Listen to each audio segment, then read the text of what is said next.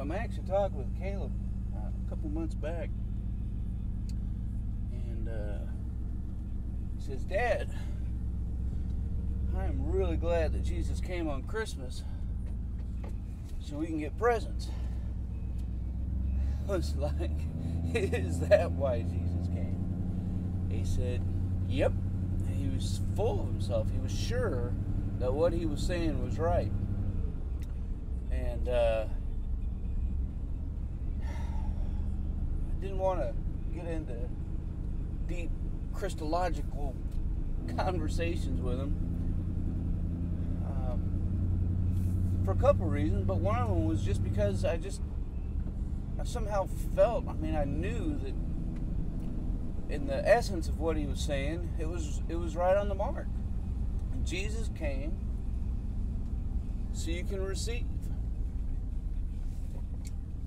I'm sure if I turn on the radio right now, I hear all kinds of stuff on how that's just not the case. You watch TV and all these commercials and everything else, and then you listen to the Christian organizations, and they'll tell you how all these people are wrong and are probably going to be going to hell if you shop to them because they don't say Merry Christmas. Or if they do, they say Happy Kwanzaa or Hanukkah or any other day that falls in December, like Tuesday. Or maybe they just say Happy Holidays. Holiday means holy day. The secular world even gets ridiculed for being too crazy as they shop on Black Friday at 4 in the morning and start an entire crazy wild month of unbridled anticipation as they try to find presents to give their loved ones and their family. I don't recommend, going around pushing and shoving people trying to get the last weed too. But I do get that maybe we've all missed something. Because anticipation is what Advent is all about. I wonder if there's anything else like Santa Claus and how Jesus has been presented by the church over the past couple hundred years. Santa, after all, has two lists, the naughty list and the nice list. And everybody wants to be on the nice list so you can get stuff. And if you're on the naughty list, well, sorry, you don't get anything. And ironically, there's two ways of getting put on the naughty list. Either A, you never heard of Santa in the first place, so by default, you're on the naughty list because you ain't going to get nothing. Or you did know about Santa Claus, just didn't get it right. They had a bad year. Isn't that exactly how Jesus is presented? Jesus is the one who gives, and you have three lists. Well, two lists. You have the nice list. Those are all the people who are supposed to be saved and loved by God and in. And then you have the naughty list, which is filled with all those people who by virtue never heard the word Jesus.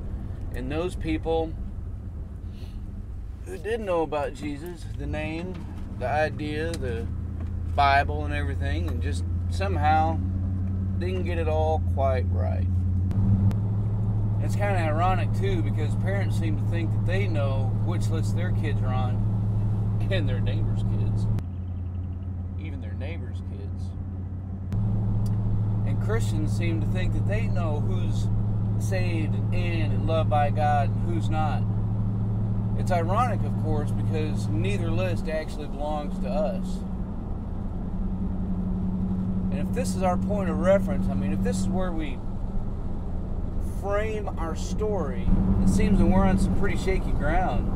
There's a story in the Gospels about some Jews talking to Jesus, and they say, "Jesus, tell us, aren't only a few going to be saved?" You can almost hear this guy asking Jesus to condemn. But Jesus just twists it around on these folks, and he looks at them directly and he says, I tell you, many who say that they knew me and were loved by me are going to find themselves on the outside asking to be begged in because I don't know you.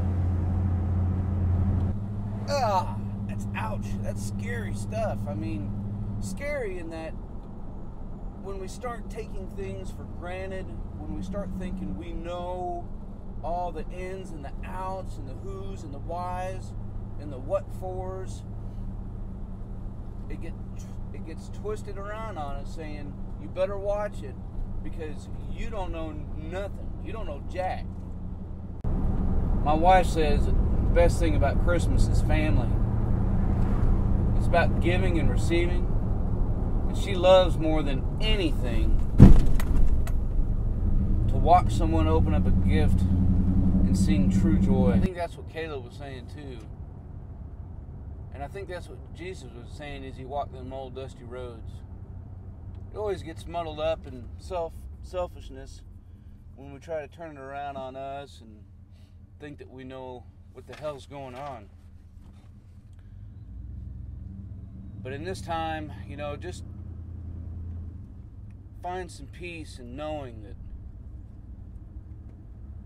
it's about receiving. So relax and receive because it has been given. Life and love has been given.